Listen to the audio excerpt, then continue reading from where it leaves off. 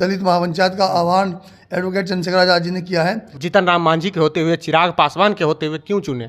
इनके आप नाम ले रहे हैं, उन लोगों को लोग जो है भुगत चुके हैं, उन लोगों को लोग जान चुके हैं। चंद्रशेखर पर बहुजन समाज आज विश्वास कर रहा है। बहुजन समाज पार्टी को होते हुए कैसे आप लोग सर्वाइव कर पाइएगा बिहार में? कहाँ है दलित नेता, कहाँ है बहुजन समाज के नेता? बेटी बचाओ बेटी पढ़ाओ का वो नारा देते हैं। परसों बेटियों पर लठ बज रहा था, जंतर मंतर पर पूरा देश देख रहा था। पूरे बिहार में बीमारी को इतना मजबूत कर देंगे कि यहाँ शोषण करने वाला 100 बार सोचेगा। खबरें चल रही है कि महागठबंधन से आप लोग की गठबंधन होने वाली है। यहाँ पे लोकसभा चुनाव एक सीट मांग की जा रही है, चंद्रशेखर आजाद यहीं से चुनाव लड़े हैं, कितनी सच्चाई है? दलित महापंचायत का होना इसलिए आवश्यक जरूरी है क्योंकि यहाँ हमारे लोगों पर बहुत ज़्यादा शोषण हो रहा है। बहुजन समाज उसको समझता है और उनकी बात को तवज्जो देता है। बिहार में भीम आर्मी महापंचायत करने जा रही है दलित महापंचायत। आखिरकार दलित महापंचायत की आवश्यकता क्या हो गई? क्योंकि बिहार में समाजवादी विचारधारा की सरकार है और समाजवादी विचारधारा की सरकार होते हुए दलित महापंचायत क्या क्यों की जा रही है? एक तरह से सवाल उठ रहा है कि क्या भीम आर्मी और आजाद समाज पार्टी महागठबंधन पे मानसिक दबाव बनाना चाहती है ताकि उनको लोकसभा चुनाव में सम्मानजनक सीटें मिल सके, या फिर ऐसे ही कुछ उनकी अंदरूनी कारण है? इन सभी मसलों पर बात करें। हमारे साथ में भीम आर्मी के राष्ट्रीय महासचिव कमल सिंह बालिया हैं। बिहार में दलित महापंचायत की अभी क्यों आवश्यकता है? जब भाजपा की शासनकाल थी, भाजपा सरकार में थी, तो क्यों नहीं, अभी क्यों? देखिए, हमारे लोगों पर जो है अत्याचार बहुत ज़्यादा हो रहा है, शोषण हो रहा है। तो ये एडवोकेट चंद्रशेखर आजाद जी का आदेश है कि बिहार में दलित महापंचायत जो है, क्योंकि यहाँ हमारे लोगों का समीकरण बहुत अच्छा है और हम चाहते हैं कि यहाँ दलित महापंचायत के माध्यम से हम लोग जो है सत्ता को हासिल करें। अपने बहुजन समाज की जो है जिसकी हम बात करते हैं उसकी सरकार बनाएं और यहाँ अपने लोगों को मजबूत करें। दलित महापंचायत का होना इसलिए आवश्यक जरूरी है क्योंकि यहाँ हमारे लोगों पर बहुत ज़्यादा शोषण हो रहा है। दलित महापंचायत जब होगी तो अगर चुनाव के समय होता क्या है बिहार में कि हिंदुत्व का एक एजेंडा चलाया जाता है, तो दलित महापंचायत तो हिंदुत्व के एजेंडे पे फेल हो जाएगी क्योंकि भारतीय जनता पार्टी के समर्थन में आ जाती है दलित समाज। नहीं, ऐसा नहीं है। आज पूरा बहुजन समाज पूरे देश में, खाली बिहार की बात नहीं कर रहा हूँ, पूरा बहुजन समाज आज भीम आर्मी और आजाद समाज पार्टी और एडवोकेट चंद्रशेखर आजाद पर विश्वास करता है। और भाई ने अगर कोई आदेश करा है, भीम आर्मी के संस्थापक एडवोकेट चंद्रशेखर आजाद ने कोई आदेश किया है, तो बहुजन समाज उसको समझता है और उनकी बात को तवज्जो देता है। तो मुझे उम्मीद है कि जो जिस दलित महापंचायत का आह्वान एडवोकेट चंद्रशेखर आजाद जी ने किया है, लोग उसे समाज उसे समझेगा और ये दलित महापंचायत एक बहुत निर्णायक रूप लेकर के उभर कर काम सामने आएगी। बहुजन समाज से बहुत सारे लीडर हैं, तेजस्वी यादव है, नीतीश कुमार है, चिराग पासवान है, जीतन राम मांझी है। उनका नेतृत्व स्वीकार करेंगे कि आप लोग का नेतृत्व? क्योंकि आप लोग का यूपी में भी बहुत ज़्यादा विस्तार नहीं हो पाया, पार्टी हो या संगठन हो, तो फिर बिहार में कैसे आप लोग राजनीति कर सकते हैं? देखिए, संगठन तो आज पूरे आप कैसे कह सकते हैं, संगठन पूरे देश में विस्तार पूरे देश में विस्तार हो चुका है। देश के साथ विदेश में विस्तार हो चुका है। भीम आर्मी को लोग देश के साथ विदेश में भी जानते हैं।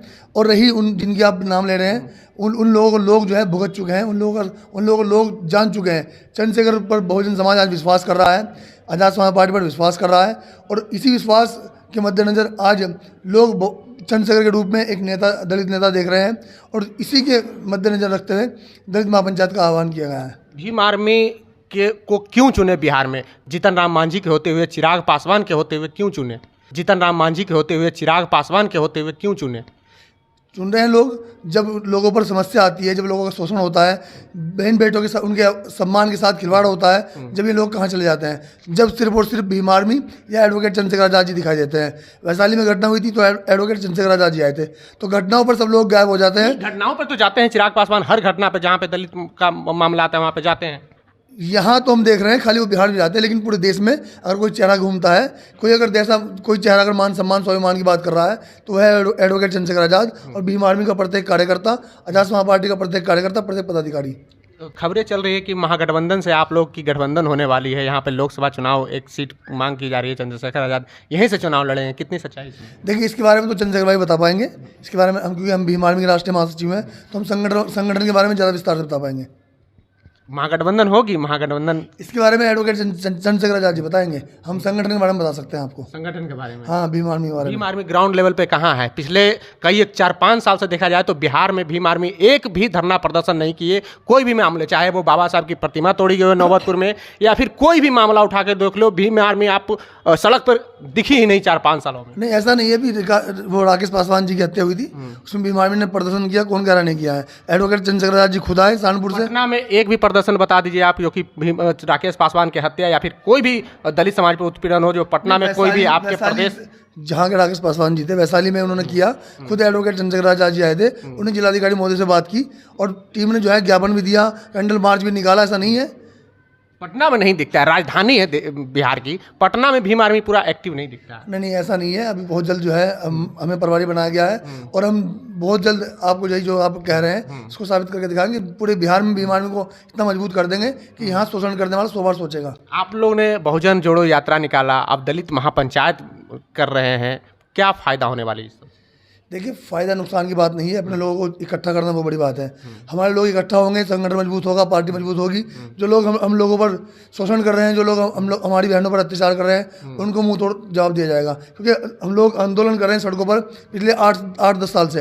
अब जो है हमारी पार्टी आजाद समाज पार्टी काशीराम, हम चाहते हैं कि जो हमारे लोग जिन्होंने बहुजन समाज ने हम पर विश्वास किया है, एडवोकेट चंद्रशेखर आजाद पर विश्वास किया है, तो हम लोग चाहेंगे कि हम लोग उनके विश्वास पर खरा उतरें। ज़्यादातर बहुजन समाज के लोग भाजपा की तरफ ज़्यादा झुकाव कर रहे हैं। समाजवादी विचारधारा की जितनी भी पार्टियां कहते हैं भ्रष्ट है, भाजपा की तरफ ज़्यादा झुक रहे हैं। भाजपा से आप लोगों को क्या दिक्कत है? पूरे देश में अगर आज बद से बदतर हालात हो गए हैं तो भाजपा की देन है। आज वो बहनें जंतर मंतर पर बैठी है, जिन्होंने देश का नाम रोशन किया, जो देश के लिए गोल्ड मेडल लाई, उन पर भाजपा लटपेल रही है। तो अगर आज भाजपा के सामने कोई लड़ रहा है तो वह है advocate Chandrashekhar Azad, Azad Samaj party, Bhim army.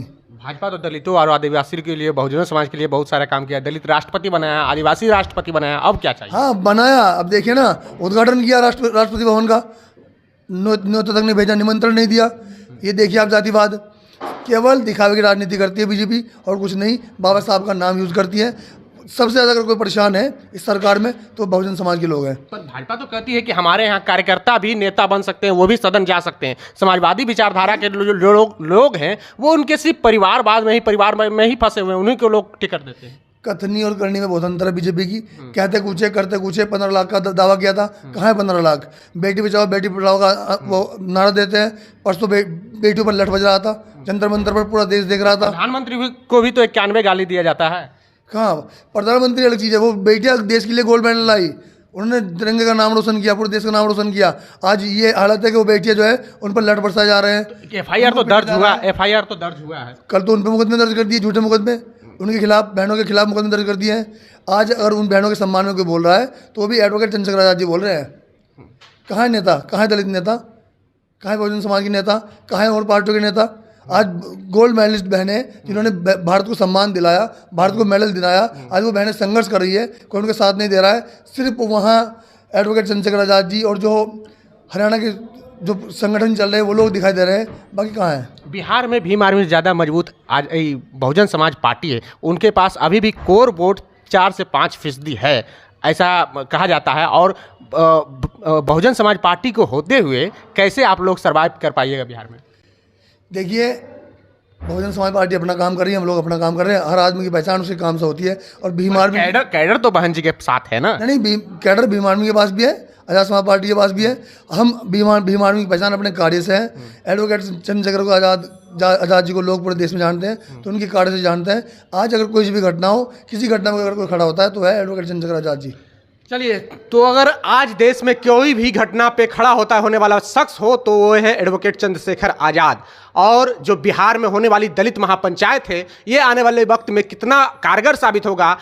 पिछले दिनों ने देखा कि बहुजन जोड़ो यात्रा किया गया, अब दलित महापंचायत किया जा रहा है। हमारे साथ में कमल सिंह बालिया थे, भीम आर्मी के राष्ट्रीय महासचिव। बहरहाल, इनसे आपको हमारा बातचीत कैसा लगा प्रतिक्रिया कमेंट बॉक्स में जरूर दें। अगर आप यूट्यूब चैनल पर देख रहे हैं तो चैनल को सब्सक्राइब कर लें, फेसबुक पेज पर देख रहे हैं तो पेज को लाइक कर लें। जय भीम, जय भारत।